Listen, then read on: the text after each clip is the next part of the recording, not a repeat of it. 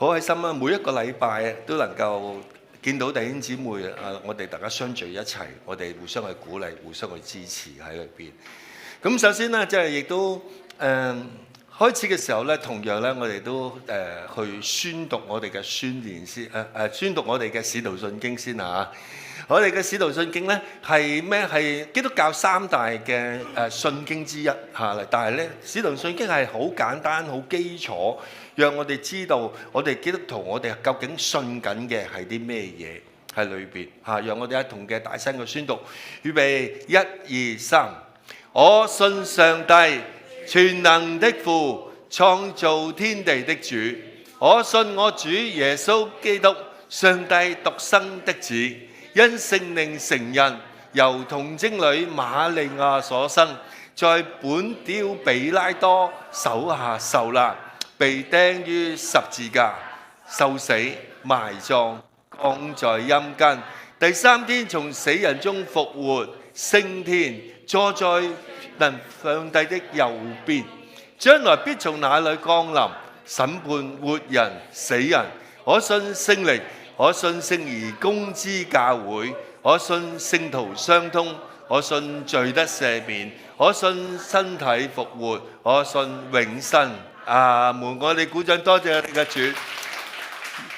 曾經有啲弟兄姊妹問我，點解我哋而家讀使徒信經咧嚇？即係近時我哋冇㗎，點解而家會讀咧咁樣嚇？其實我嘅答案好簡單，因為我哋講緊係耶穌是誰啊，係咪？我哋而家個整個嘅系列叫耶穌是誰，喺呢度俾我哋見到耶穌基本，我哋知道係耶穌係邊一個。係啊，好基本我哋知道，並且喺我哋嘅信仰裏邊，我哋能夠有個定準喺裏邊。所以當我哋宣讀我哋嘅宣言嘅時候，即係我哋嘅使徒信經嘅時候呢，我哋能夠更加打好一個好好嘅根基喺裏邊啦。好啦，開始我哋信息之先呢，亦都獻上我哋嘅感恩祭啦，係咪？咁啊，非常之感恩就係上個禮拜大家都見到啦，係咪？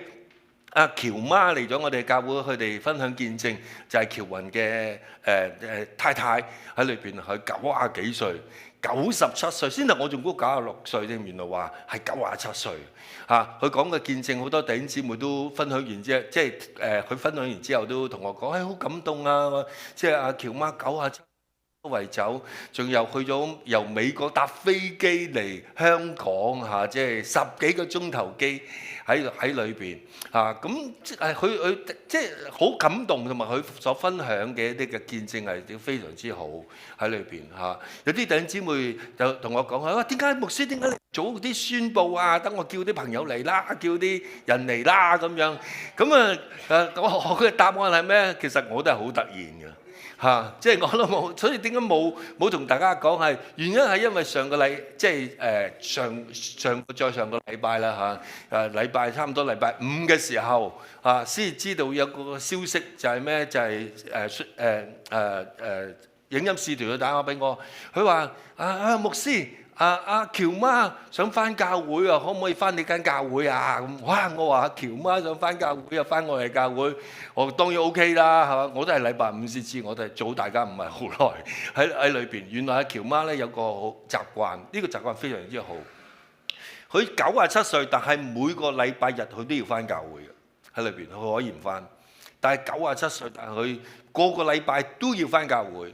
而佢嚟到香港之後，佢唔想返，即係唔想返，即係平時返開嗰啲，即係去開分享嗰啲教會。佢想返一個即係未返過嘅教會，去睇下第啲嘅教會點樣咁所以咧就即係同影音使團講，咁佢打電話俾我，可唔可以嚟做崇拜？佢先頭諗住係做崇拜嘅啫。我話做崇拜，梗係唔好放過個機會啦，係咪？不如你分享埋啦咁，所以佢一個好好嘅分享，一個好嘅見證喺裏邊當我即係完咗同佢飲茶嘅時候，佢都話：真係你哋教會真係好好啊！好熱情啊喺裏邊咁好感恩啦即係呢個就係聖經裏邊講嘅互相去造就。佢嚟到去造就我哋，係咪咁佢嚟到之後，佢真係亦都係得着造就喺裏邊。咁呢個非常之好嘅一樣嘅嘢喺裏邊啊！所以大家唔好怪我點解唔早啲通知啊！我都係啱啱知嘅啫喺裏邊。咁另外一樣咧就係非常之感恩嘅嘢係乜嘢咧？就係咧上個禮拜咧，我有機會咧係被邀請去睇一出嘅首映禮，一出戲嘅首映禮喺裏邊嚇。呢出戲咧係一出嘅動畫片嚟嘅，係動畫片嚟嚇。咁本身我對動畫片冇乜興趣㗎嚇，即係哇動畫片啊，即係真係都冇乜大嘅期望咁啊，即係冇乜咁。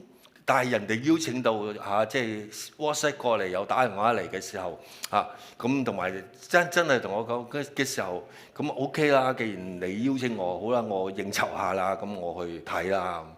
但係當我睇嘅時候，去依間嗰度睇嘅時候，哇！好意外地啊，好意外地一幅動畫嚟嘅啫嚇。我話喺睇到中間已經係非常之感動。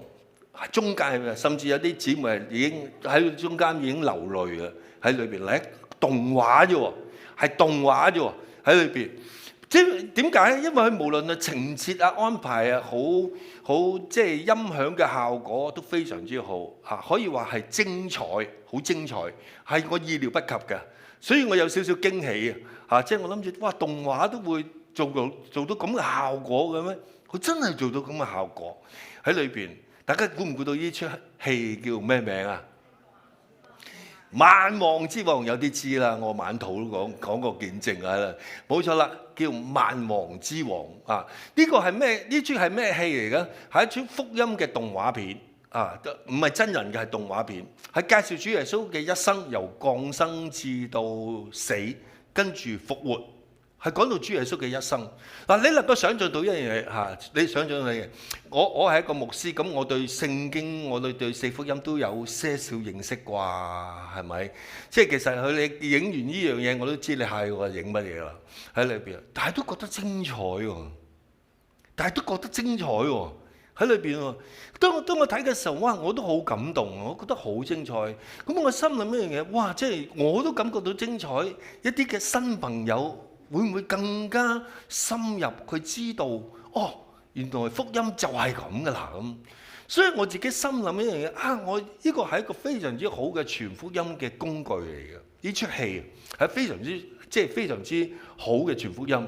因為我哋呢個聖誕節本來我咪預備咗巴士好開心嘅巴士巡遊嘅，係咪？我哋預備咗聯合醫院，我哋再報佳音，我哋年年都係咁樣噶啦，係咪？咁啊好開心啊咁。但係因為咧，大埔宏福苑嘅事件咧取消晒喺裏邊，所以點啊？所以我好盼望我哋趁住呢個機會，可以藉着呢出戲帶到人去信耶穌。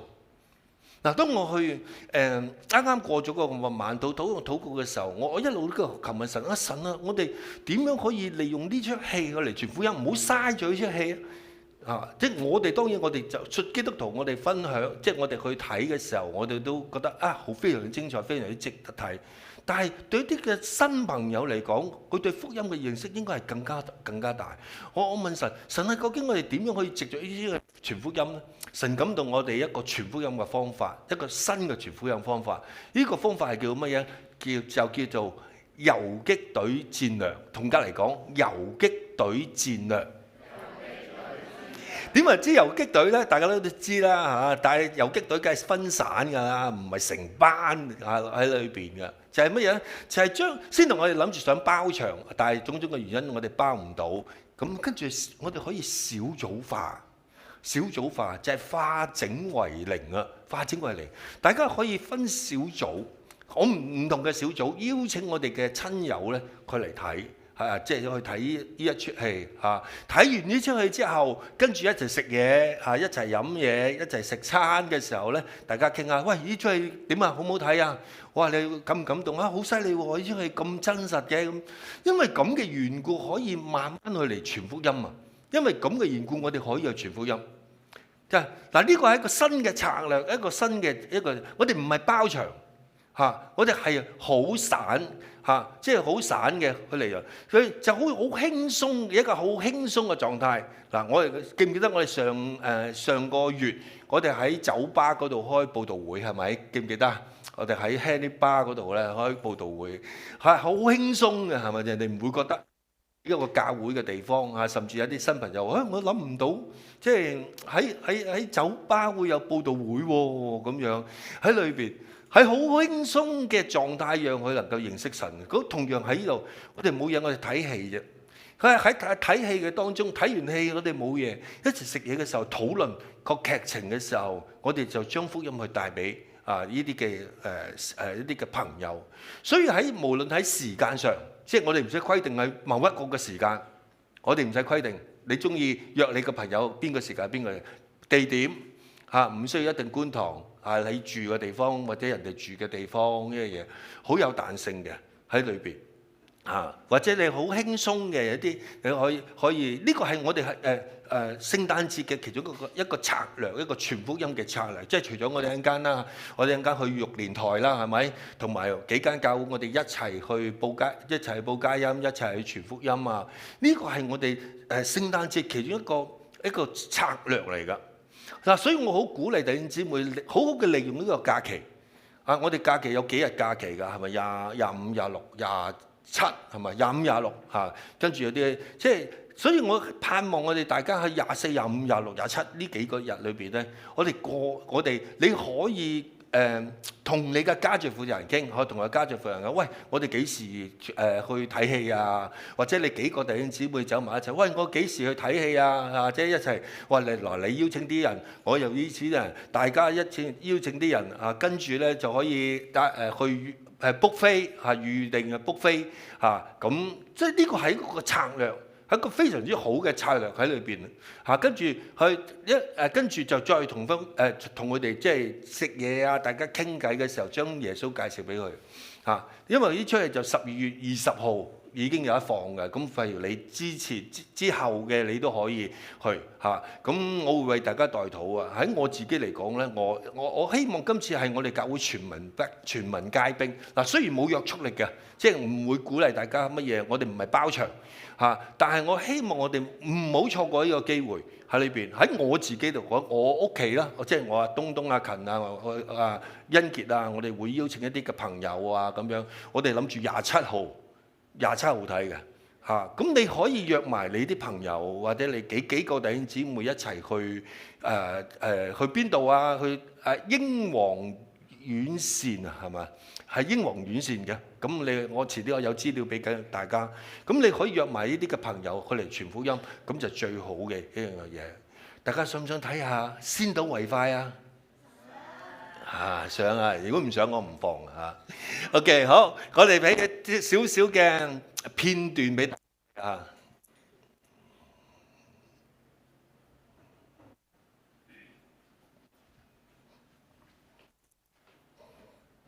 女士，我而家失陪一陣先我先係亞當王快啲同我落嚟一位真正嘅王。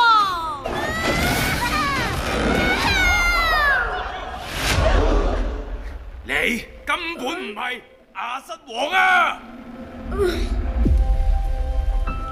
祭司，你要同佢講一個關於原諒嘅偉大故事。可唔可以趕隻貓出去先我哋呢個故事係要由2000年前講起嘅。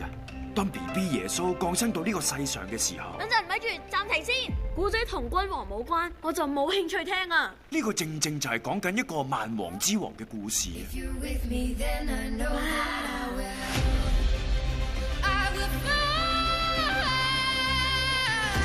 裏邊有天使啦、邪惡嘅國王同埋奇蹟。你睇下幾多嘢即係你想聽埋個古仔咧？咁不如我哋途中幫助耶穌啊！呢啲食物根本唔夠分俾所有人噶噃。希望可以幫到手。係我邊好似有啲嘢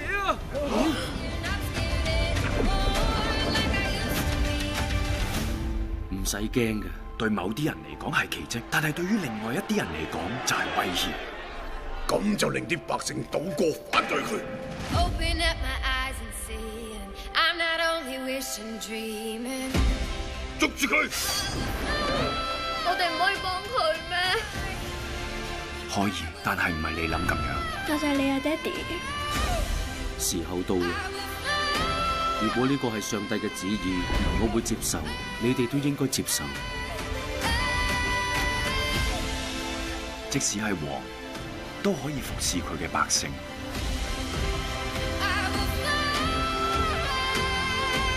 只要有信心，你就會變得比以前更強大。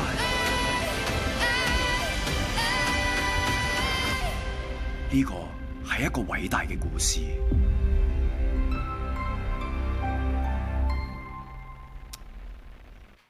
好，感謝主。大家覺得點樣啊？係咪好正咧？係咪？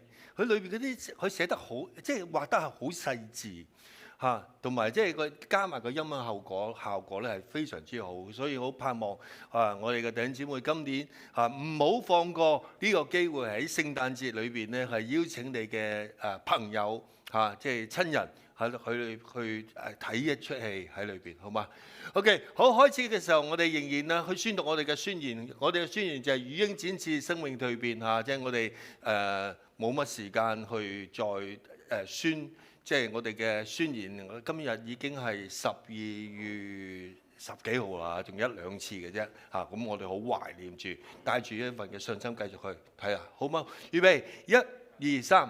我哋要與鷹展翅，生命蛻變經文係乜嘢？以賽亞書第40章第31節。但那等候耶和華的，必重新得力，他們必如鷹展翅上騰，他們奔跑卻不困倦，行走必不疲乏。我哋鼓掌，多謝我哋嘅主。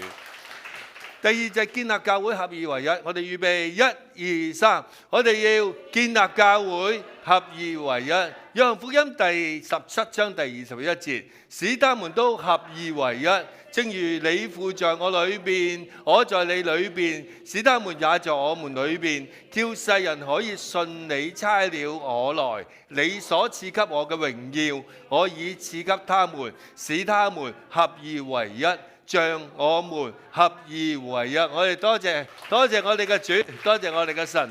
好，最後尾一個嘅宣言就係接載復興拯救靈魂。預備1、2、3，我哋要接載復興拯救靈魂。提摩太後書第4章第2節，務要傳道，無論得時不得時，總要專心，並用百般嘅忍耐、各樣嘅教訓、責備人、警戒人、勸勉人。我哋鼓掌，多謝我哋嘅主。Amen， 感謝主。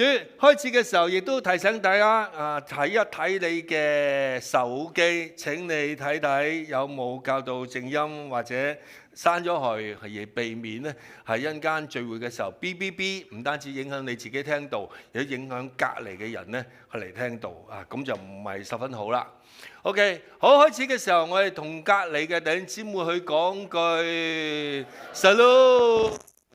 願神祝福我哋每一個嘅弟兄姊妹，願你能夠喺神裏邊得着更大嘅豐盛，願神嘅祝福去臨到我哋，讓我哋喺無論喺乜嘢嘅經濟環境裏邊，你都係豐盛嘅。同隔籬講，無論喺咩嘅環境，你都係豐盛嘅。好，感謝主。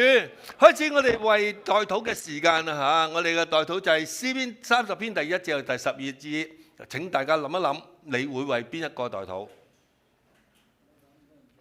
？OK， 諗到之後，我哋一齊大聲，我哋宣讀，我哋帶住信心。仍然我鼓勵弟兄姊妹，你要帶住信心，唔係就咁讀聖經就算數，係你要相信。同隔籬講，你要相信。係我哋要相信我哋所宣告嘅説話，唔係就咁讀咗一係算數喺裏邊。當你代入呢個人嘅名嘅時候，神嘅祝福你要相信就會臨到佢嘅身上，好冇？預備1、2、3，詩篇第30篇第1至到第12節。耶和華，我家人要尊崇你，因為你曾提拔我家人，不叫仇敵向我家人誇耀。耶和華我嘅神啊！我嘅家人曾呼求你，你醫治了啊辛尼啊，耶和華，你曾把辛尼嘅靈魂從陰間救上來，使辛尼存活，不至於下坑。耶和華嘅聖民啊，我嘅家人要歌頌你，稱讚你可紀念嘅聖名，因為他怒氣不過是轉眼之間，他嘅恩典但是一生之久。一宿雖然有哭泣，早晨必歡呼。至於我家人凡事平凡說，我永不動搖。耶和華，你曾施恩叫我家人嘅江山穩固，你掩了面，我家人就驚惶。耶和華，我家人曾求告你，我家人向耶和華懇求，說我家人被害流血下到坑中，有益處。塵土豈能稱頌你，傳說你嘅誠實嗎？耶和華，求你應許我家人，憐憫我家人。耶和華，求你幫助我家人，你已將我家人嘅哀哭變為跳舞，將我家人嘅麻衣脫去，給我家人披上喜樂，好叫我家人嘅靈歌頌你，並不主聲。耶和華，我家人嘅神啊，我家人要稱頌你，直到永遠。感謝主。好，開始我哋今日嘅信息。上個禮拜就已經同大家分享過耶穌係生命之糧嘅第3篇嘅信息，亦都係最後一篇嘅信息喺裏邊。冇錯，耶穌係我哋生命嘅糧。嗱，呢句説話，主耶穌講呢句咁 powerful 嘅説話，係嚟自乜嘢？係嚟自約翰福音第6章第35節裏邊所講。佢話：我是生命嘅糧，佢可以俾到我哋生命，一個新嘅生命喺我哋嘅裏邊，去代替我哋舊有嘅生命喺裏邊。嗱，主耶穌佢聲稱佢自己就係生命嘅糧，佢嘅目的係乜嘢？佢目的俾以色列人知，耶穌就係佢哋所期待嘅彌賽亞。並且呢個彌賽亞不單止係人，因為佢過去喺佢嘅概念嚟講，彌賽亞只係一個人，係一個救贖者喺裏邊。但係俾佢哋知道一樣嘢，就係唔單止係一個人，並且咧係神，係降生成人嘅神，所以用咗我是呢個字嘅意思啊！呢度我詳細你可以睇翻我哋重溫翻以前嘅信息。我是呢個字係包含住一個係代表神自己嘅意思，喺出埃及記裏邊所講喺裏邊。並且唔單止係神喎，唔單止係人，佢係神，唔單止佢係神，仲係乜嘢？仲係可以與你合為一體嘅神。嗱，呢個喺舊約嚟講係一個奧秘。人唔會諗到呢樣嘢，人唔會諗到呢樣嘢，最多都係神可能係高高在上嚇啫。佢冇諗到神係會人同人合二為一喺裏邊。嗱，呢個舊約嚟講係一個非常大嘅奧秘，如果對我哋嚟講一個非常之緊要嘅教導嚟㗎。我哋所信嘅神，佢唔係遠在天別住，即係喺好遠嘅地方，亦都唔單止喺我哋側邊咁簡單，佢可以喺我哋裏邊，藉着聖靈。喺我哋裏邊，嗱，呢個喺舊約嚟講係一個奧秘，喺新約嚟講係一個重要嘅真理嚟㗎。點解我哋冇能力啊？係因為我哋冇讓耶穌喺我哋裏邊產生嗰份嘅生命嘅能力喺裏邊。我哋仍然靠緊我舊陣時嗰個生命，近時搏殺啊，近時睇嘢嗰啲嘅嘢啊。所以好多時我哋喺呢個社會裏邊，喺個世界裏邊，我哋唔能夠得勝，因為我哋冇耶穌嘅生命喺裏邊。你係用緊舊嗰種嘅生命，甚至我哋信咗主好耐，我都係用緊舊嗰個生命、舊嘢嘅睇嘢嘅方法、舊嘅呢啲嘅價值觀，呢啲嘅嘢只係個尿片冇掹咗個尿片走，一路係咁加上去，始終你個 pat 都會發㗎。即係好多時我哋基督徒嘅生命就係咁樣喺裏邊，所以我哋冇真係將舊嘅生命去攞走，將新嘅生命去擺喺裏邊。但係耶穌佢話咩？佢話佢係生命嘅糧，佢會俾到一個新嘅生命你。所以點解聖經裏邊講我哋要咩？要重生，重生。同家嚟講，我哋要重生。重生就係將你舊個生命去攞走，由聖靈裏邊，耶穌就係佢係生命嘅糧，嗰個生命喺裏邊去淡化，你就能夠成功喺裏邊啦。所以耶穌佢講嘅一句説話就係：我嘅肉可以吃，我嘅血可以喝。哇！當時啲人睇到嘅時候，哇！異端啊，異端啊！啊，點解會講呢樣嘢？我真係可以食佢嘅嘢咩？點解主耶穌係咁講？係因為主耶穌會帶出一樣嘢，就係佢就係過去嘅嗎哪，佢亦都係將來嘅聖餐嘅餅同埋杯。佢係當你接受咗佢嘅時候，從佢生命裏邊去能夠支取到呢一啲嘅能力喺裏邊。所以我哋擘餅係咪？上個禮拜我哋係擘餅，我哋憑信心去相信呢個餅就係主耶穌嘅身體，個葡萄汁就係主嘅寶血。我哋可以將佢嘅生命去食落嚟，呢個嘅信心嘅一個預表喺裏邊。就好似我哋食咗嘢係咪？我哋餅食咗落去啦，餅裏邊成為我哋生命嘅一部分。喺裏邊係咪？佢嘅養料就成為我哋身體上嘅一啲嘅養料喺裏邊。同樣一樣嘅道理喺裏邊。嗱，呢個係我哋上個禮拜所講嘅，就係耶穌就係我哋生命嘅糧。你要食咗佢，你要將佢擺喺你生命裏邊，將你舊嗰啲嘢抌咗去喺裏邊。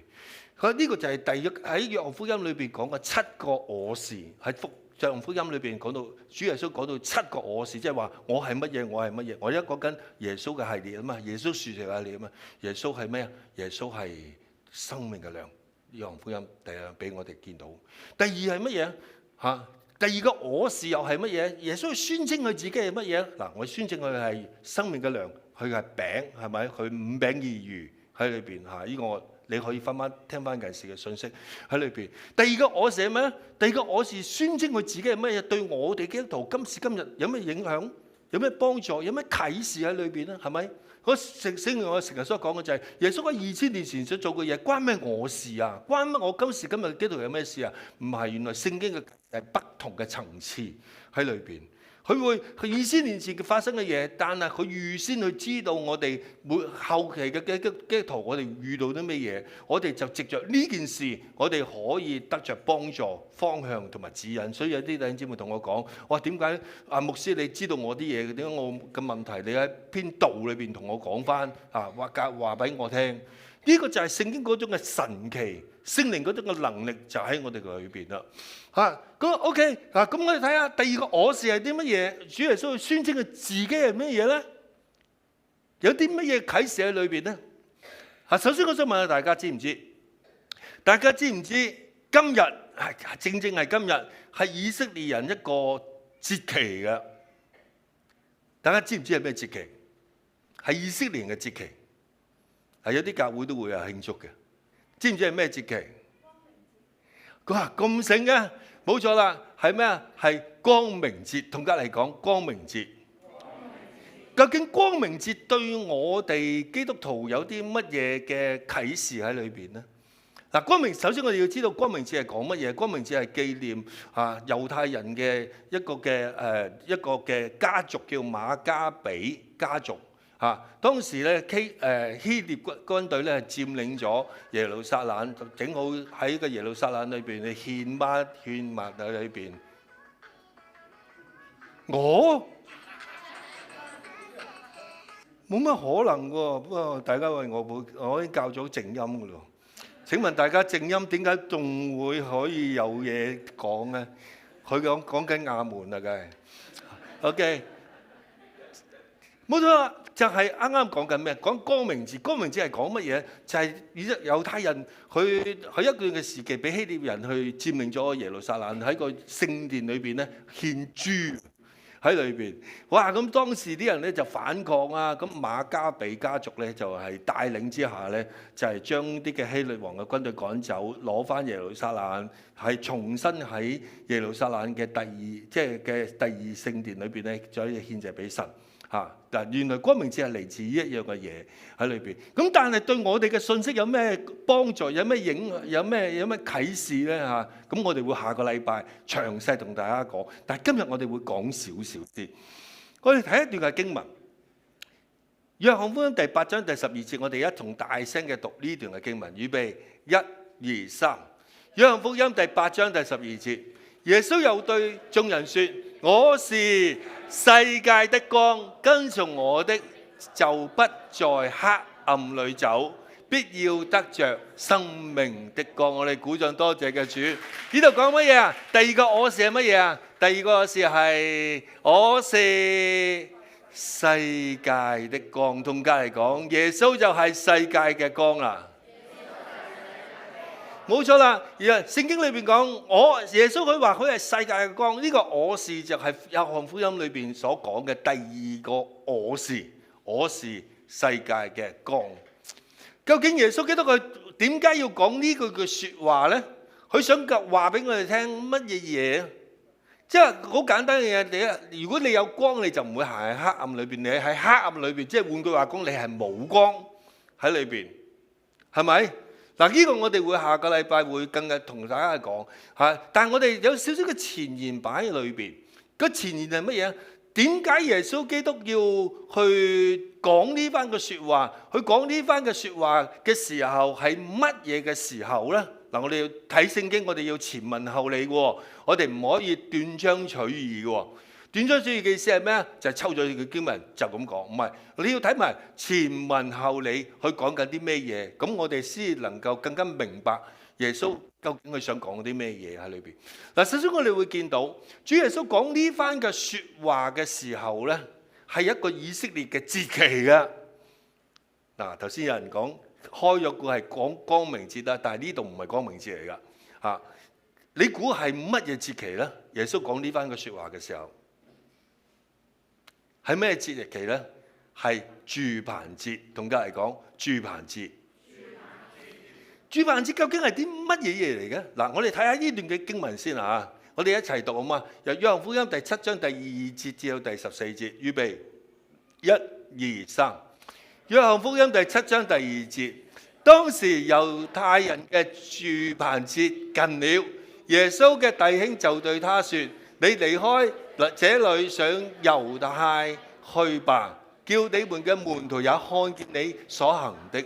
人要顯揚名聲，沒有在暗處行事的。你如果行這些事，就當將自己顯明給世人看，因為連他嘅弟兄說這話，是因為不信他。耶穌就對他說：我的時候還沒有到，你們的時候常是方便的。世人不能恨你們，卻是恨我，因為我指證他們所做的事是惡的。你們上去過節吧，我現在不上去過這節，因為我的時候還沒有滿。耶穌說了這話，仍舊在加利利，但他弟兄上去以後，他也上去過節，不是明去，卻是咩暗去的。正在節期，猶太人尋找耶穌，說他在哪裏？眾人為他紛紛議論，有人說他是好人，有的說不然，他是迷惑眾人的。只是沒有人明明講論他，因為怕猶太人。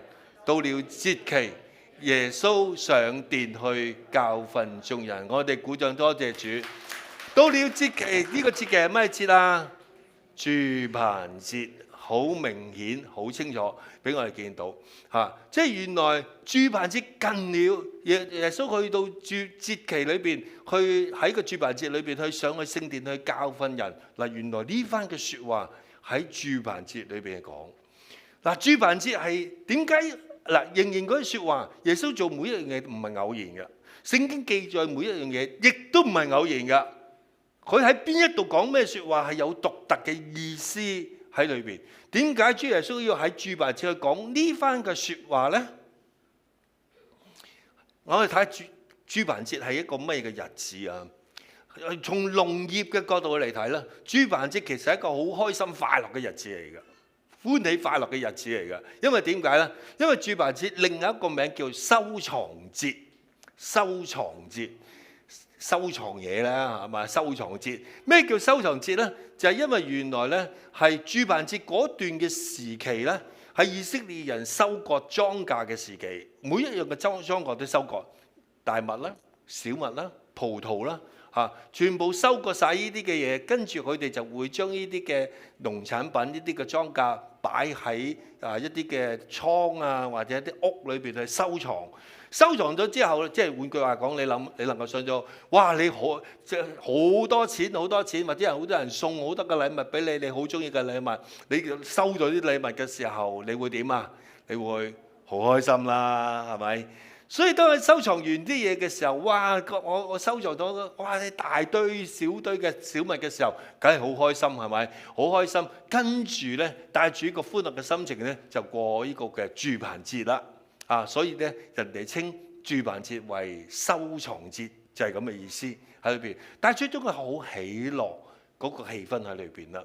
佢哋守呢個嘅節日咧，唔單止係感恩即係一個感恩嘅祭喺裏邊，就係多謝阿神啊！你今年俾咁多嘅豐收俾我咁所以佢哋往往會將呢啲嘅初熟嘅一啲嘅莊稼帶到去聖殿嚟獻上俾神。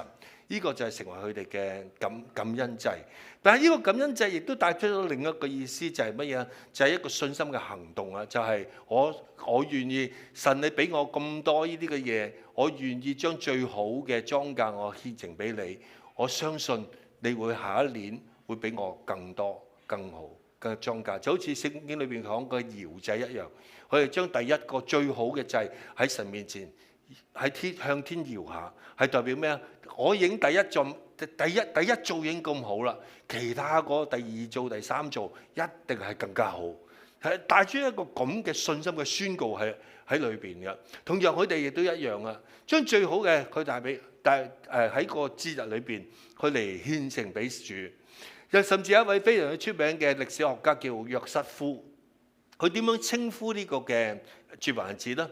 佢稱呼呢個住棚節為猶太人最神聖、最偉大嘅節期喺裏邊嚇。猶太人最神聖、最偉大嘅節期喺裏邊。嗱，呢個佢並且佢講話呢個住棚節唔單止係有錢人收割，即係有錢人收割好多嘢擺埋之後，好開心啊、快樂啊、冇啊咁樣嚇。唔單止係有錢嘅人、僕人、寄居嘅人、寡婦、窮人都要喺呢個日子裏邊去歡喜快樂。意思就係，就算你係冇啲乜嘢嘅收割，你唔係好豐盛嘅，你都要喺呢個日子裏邊要開心快樂，要獻祭，要喺神嘅裏邊嚇。所以呢個係一個普天喺以色列嚟講係普天同慶嘅一個嘅節日嚟㗎喺裏邊啦。所以呢個節日裏邊咧，好多人咧會好開心，一路跳住舞，一路攞到佢嘅莊稼，一路跳住舞去聖殿咧，去嚟獻祭俾主喺裏邊。而住棚節嘅另外一個嘅特色係乜嘢呢？佢嘅特色就係咩？就喺呢個節期裏邊咧，好多嘅呢啲嘅人會離開，即係唔住自己間屋，離開自己間屋，跟住點啊？住喺一啲嘅好細嘅小棚屋裏邊啊！住棚節嘅名咧就係咁嚟㗎啦，喺裏邊嚇。即係呢啲嘅事，喺呢個節日裏邊咧，佢哋會喺譬如自己間屋嘅天台啦，喺啲嘅路邊啦，喺一啲嘅城市嘅廣場花園啦裏邊，甚至喺聖殿嘅院庭裏邊，到處都搭起一啲嘅小棚屋喺裏邊嚇。呢啲嘅小棚屋嚇，呢啲小棚屋唔係永久嘅小棚屋，所以唔係用磚啊，唔係用石頭係做嘅，係乜嘢？係用一啲嘅稻草有一啲嘅樹葉樹枝去做嘅四面嘅牆壁咁樣嘅嚇。並且咧係呢啲唔係容易冧嘅，可以抵禦到風雨，但係唔遮光嘅嚇，所以都幾好幾技巧嚇。即係並且咧，即係喺個小棚屋嘅頂嗰度用稻草鋪住，但係啲稻草唔可以即係好密，要闊疏嘅。因為等佢哋夜晚喺度喺個棚嗰度望上天空嘅時候，能夠見到啲星星，俾佢哋能夠思想一樣嘢。整個嘅住棚節係要提醒以色列人，係今日你好有錢，今日你好勁喺裏邊，但係你冇唔記得，你今日你有個豐盛係因為前人你嘅祖先去為你預備嘅。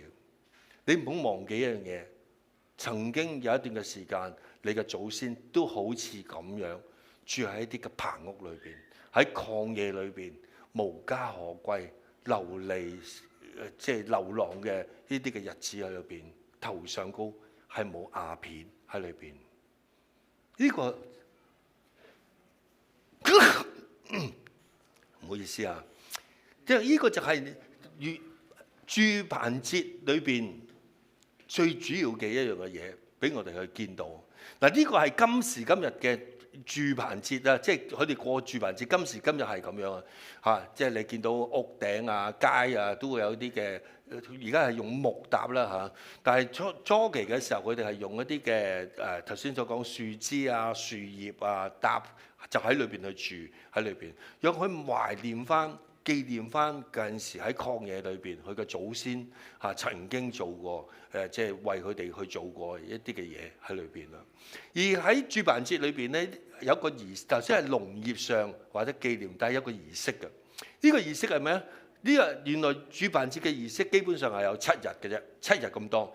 每一日咧，祭司咧都會用一個金水壺去到耶路撒冷一個池叫做西羅亞池，攞啲水，跟住拎翻去聖殿，跟住咧倒落兩個壺嗰度即係一個嘅兩個盤啊，銀色嘅盤，一個係裝水嘅，一個係裝酒嘅，佢倒滿咗落去呢個嘅盤嗰度，跟住咧個盤嘅攞啲水咧就去個祭壇嗰度咧，去倒喺個祭壇裏邊，呢個叫澆水禮，係以色列人嘅澆水禮喺裏邊啦。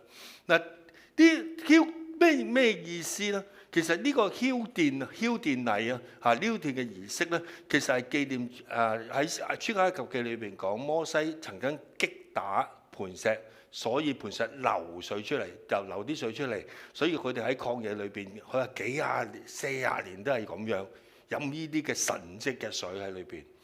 嗱，呢個澆水嘅儀式就係紀念呢一樣嘅嘢喺裏邊。係到第7日咧，佢哋就會繞住呢個嘅壇，環繞個壇嗰度個圈，跟住再澆灌，將啲水倒落個壇嗰度嚇。當即係紀念即係佢哋喺環繞耶利哥城7次，跟住城牆去倒冧即係紀念呢樣。每一個嘅儀式都係紀念翻，讓以色列人去紀念翻從前有過神點樣喺佢身上去工作，讓佢能夠有個紀念。到咗第7日啦，祭司將啲水倒喺呢個嘅祭壇嘅時候，突然間有個人企起身，大聲嘅去嚟講乜嘢啊？佢話：人若渴了，可以到我這裏來，信我嘅人就如經上所說嘅，從他腹中要流出活水嘅江河嚟。嗱，呢兩個想像都幾突然，係咪？一個好嚴肅嘅聚會，一個一路澆灌嘅時候，突然間一倒嘅時候，耶穌跟住喺人群裏邊，佢企喺度大聲去講：人若渴了，可以到我這裏來，信我嘅人就如經上所說嘅，從他腹中要流出活水嘅江河嚟。點解耶穌要咁樣去做？呢個約翰福音第7章第37節講話，節期嘅末日就是最大日之日，耶穌站起來高聲說：人若渴了，可以到我這裏來，信我嘅人就如經上所說，從他腹中要流出活水嘅江河嚟。耶穌點解要佢咁樣做？係有個目的喺裏邊嘅。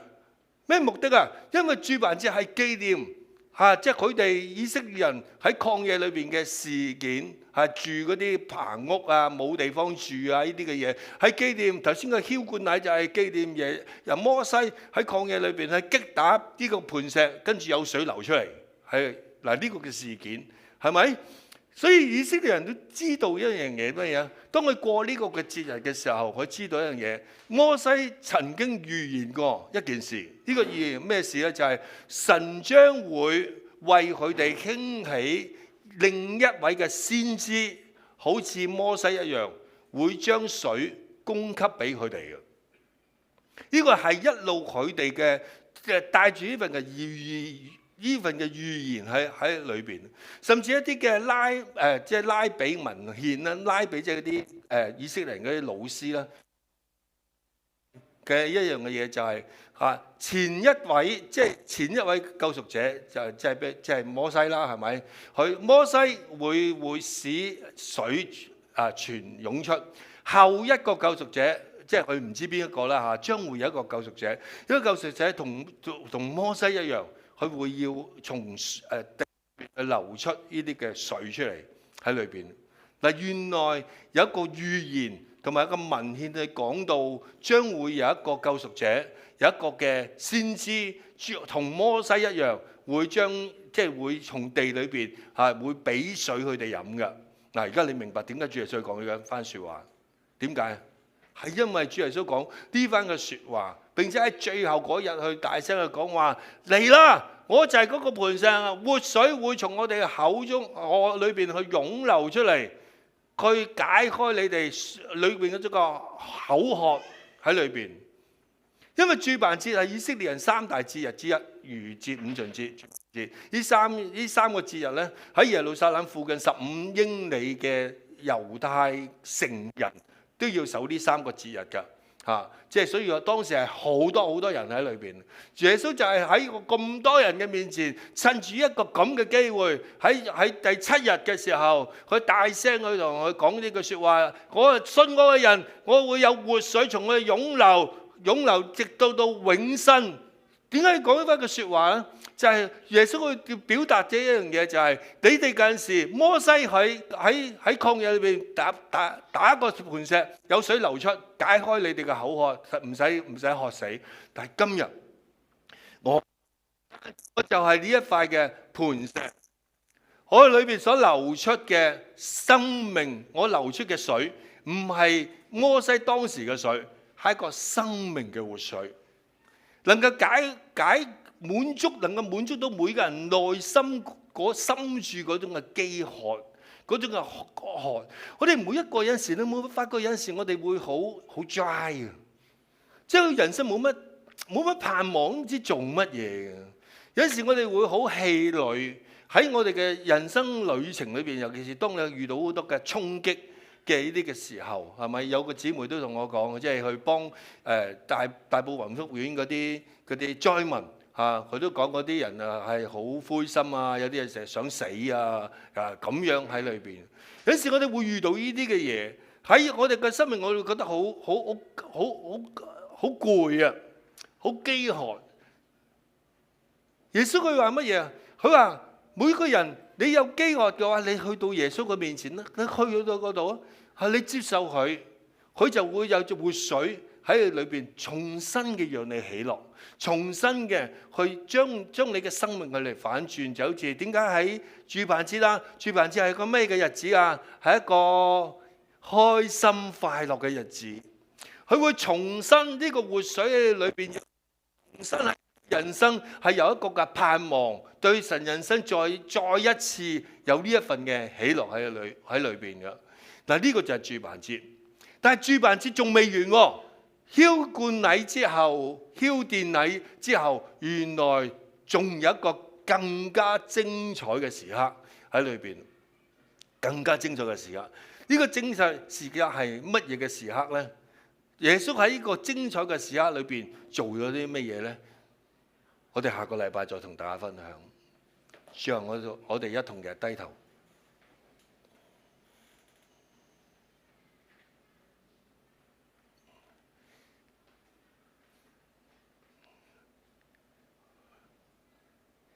當我哋見到耶穌所做嘅每一樣嘢嘅時候，即係讚歎佢嗰種嘅智慧。佢做每一樣嘅嘢都有獨特嘅目的。佢做每一樣嘅嘢都有佢嘅自己嘅計劃，有佢自己嘅啟示喺我哋每一個人嘅身上。主耶穌佢話：佢唔單止話我係生命嘅，並且佢話我係世界嘅光。喺裏邊，佢唔單止俾每一個人嘅生命裏頭能夠滿足，俾每一個人都唔單止係滿足，唔單止係食物，仲係好開心。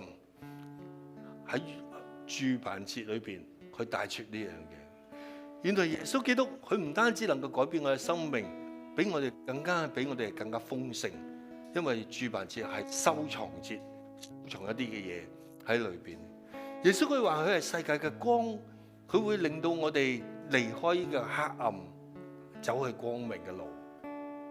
所以喺整個嘅呢個嘅脈絡裏邊，我會見到耶穌基督想同我哋講咩嘢？兩者都係食物食，而家澆灌水你可以學喺裏邊。原來我哋每一個都可以藉着主耶穌，佢一個嘅老師，佢唔係一個過去嘅老師，好似孔子之類、孟子之類，唔係一個老師，佢係可以食嘅，可以喝嘅喺裏邊，佢可以幫助喺我哋嘅生命裏邊有個轉化喺裏邊。當我哋依靠佢嘅時候，我哋就唔會缺少咗呢一份嘅滿足喺裏邊。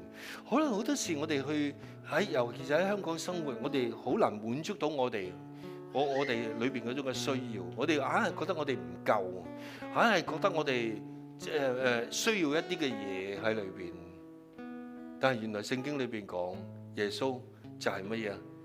佢裏邊有活水，佢流出嚟解決我哋心靈裏邊嘅嘢。佢係光，佢會帶領我哋係離開黑暗，光會產生神蹟喺裏邊。我哋聽我哋嘅敬拜隊唱呢首嘅詩歌，我哋一同嘅禱告。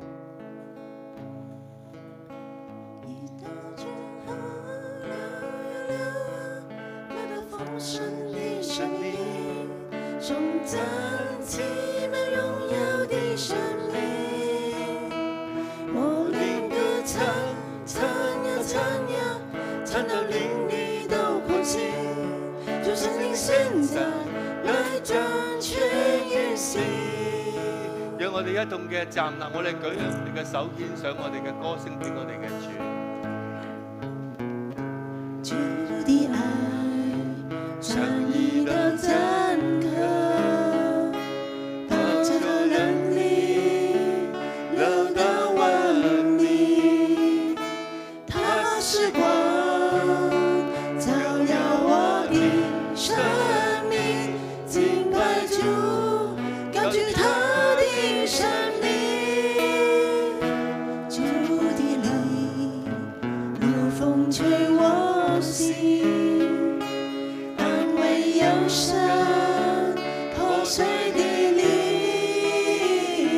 他是王，照亮我的心靈，敬愛主，願你從天降臨。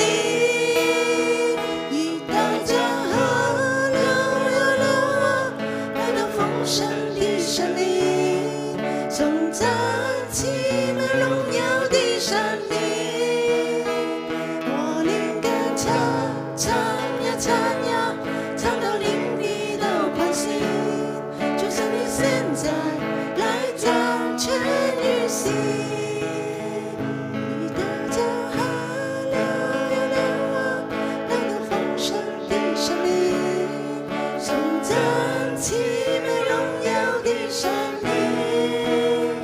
我靈歌唱，唱呀唱呀，唱到靈裡都歡喜。就像你現在來掌權於心。一道江河流呀流啊，豐盛的生命，頌讚奇妙榮耀的生命。我靈歌唱，唱呀唱呀，唱到靈裡都歡喜。就像你現在來掌權於心。讓我哋一同嘅低頭，我哋一同嘅嚟禱告。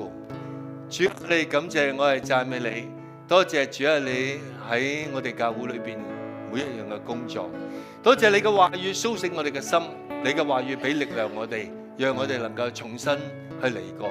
聖靈，我哋邀請你你嘅大能大力現在就喺我哋嘅當中，去釋放你嘅醫治，釋放你嗰種嘅同在喺我裏邊。我因你嘅話語，我哋得咗生命；因你嘅話語，我哋能夠解開我哋心靈裏邊嗰種嘅飢渴啊！就因為你嘅話語，讓我哋能夠走進光明，離開黑暗。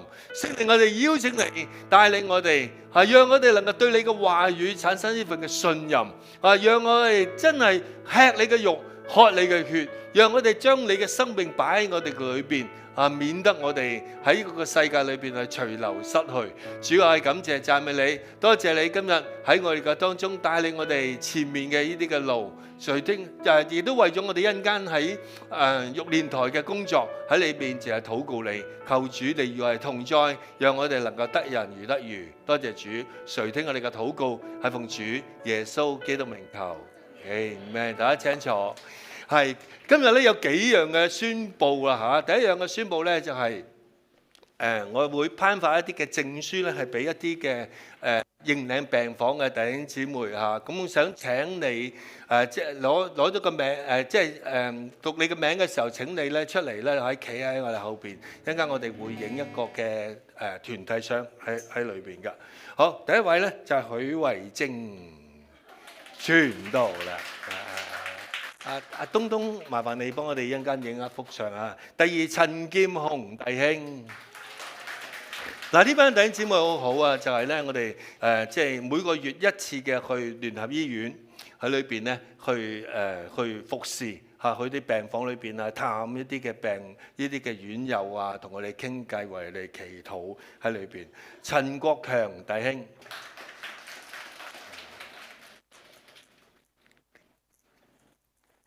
呂炳坤弟兄。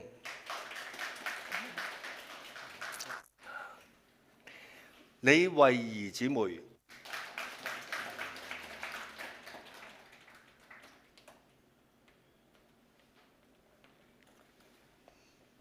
冼玉珍姊妹。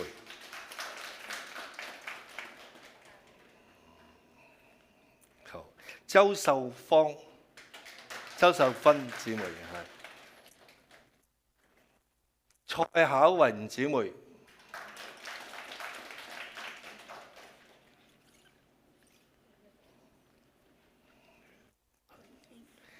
蘇麗清姊妹。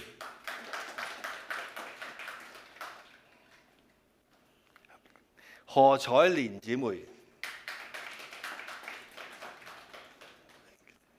林慧儀姊妹。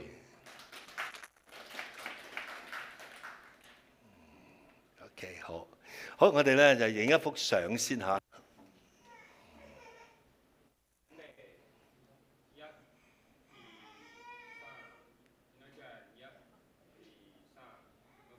OK， 好，大家請互座位。仲有好多宣佈啊！第二個宣佈咧就係咧，下個禮拜請大家唔好錯過返教會，係因為點解咧？因為下個禮拜咧，我哋完咗聚會之後咧，我哋就會一齊過去新嘅地方睇噶啦嚇。咁就喺隔離嘅，係隔兩個嘅嗰啲街號嘅啫。喺裏邊，下個禮拜完咗聚會之後，我哋會一齊咧去我哋新嘅地方嗰度去睇下嘅。咁我哋預算咧係2月嘅第2個禮拜喺嗰度聚會。第1個禮拜我哋會租地方聚會嘅，即係會借地方聚會。第二個禮拜正式喺嗰度聚會。咁大家可以睇下我哋會去到嗰度咧係為新嘅地方去嚟禱告，係因為我哋仲有裝修啊，仲有好多老舊嘢係去搞嘅嚇。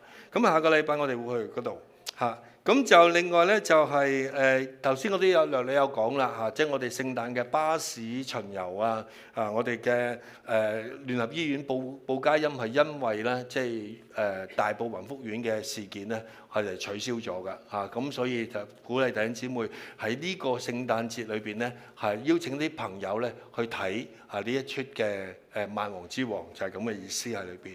咁另一方面咧，就係我哋一陣間3點鐘，我哋會喺玉蓮台咧，我哋係會有即係有個聖誕節嘅一啲嘅敬拜啊，同埋一啲嘅攤位嚇。咁就盼望我哋弟兄姊妹你有時間可以嚟啊嚇，最好嘅係幫我哋手一齊傳福音喺裏邊嚇。咁一陣間你可以同教會一齊去嚇，即或者你可以約埋一啲嘅弟兄姊妹一齊去。我哋係3點鐘開始嘅，你可以2點9嚇可以去到嗰度。喺裏邊嚇，咁呢個咧就即係我哋都為依樣嘢祈禱嚇。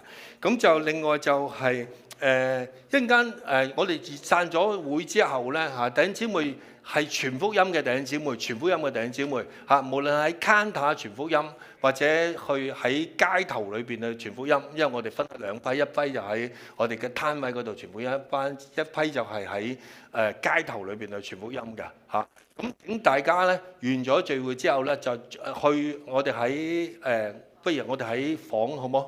我哋喺房嗰度嚇，咁我哋咧我會為大家去祈禱一個祝福啊，咁我哋先至去嘅，好嘛？好，咁今日嘅聚會咧就到此為止啦嚇，即係一陣間傳福音個嗱搬運嘅弟兄姊妹，請你就自己即係睇下即刻去食嘢。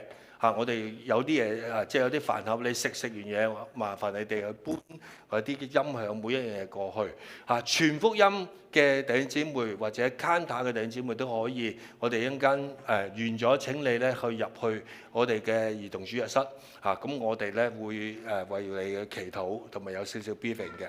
OK， 好，咁今日嘅聚會就到此為止啊！同埋我哋嚟緊教會會搬啦，咁所以有啲嘢由啲樂器嗰啲咧，我哋都會即係會有啲多咗，我哋都會送俾弟兄姊妹嚇。咁而弟兄姊妹如果有興趣嘅話咧，可以咧即係話俾我哋聽嚇。咁我哋即係會即係已經有人認領咗一啲嘅啦，有啲琴啊同埋鼓已經有人認領嘅。咁有啲吉他弟兄姊妹你可以即係可以去認領，去認領一啲嘅吉他可以攞走嚇。OK， 好，咁今日嘅聚會咧就到此為止啦嚇。願神去祝福我哋每一位嘅弟兄姊妹。離開嘅時候同最少到5個人講啊，你要你就係世上嘅光。嗱，點解咧？我會下個禮拜同大家去分享下。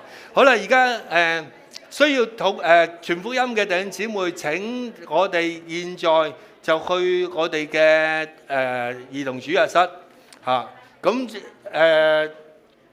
運輸嘅弟兄姊妹，請你就盡快食完嘢，跟住咧就去即係去幫手去運輸，好嘛？OK， 好，願神祝福大家。有啲弟兄姊妹可能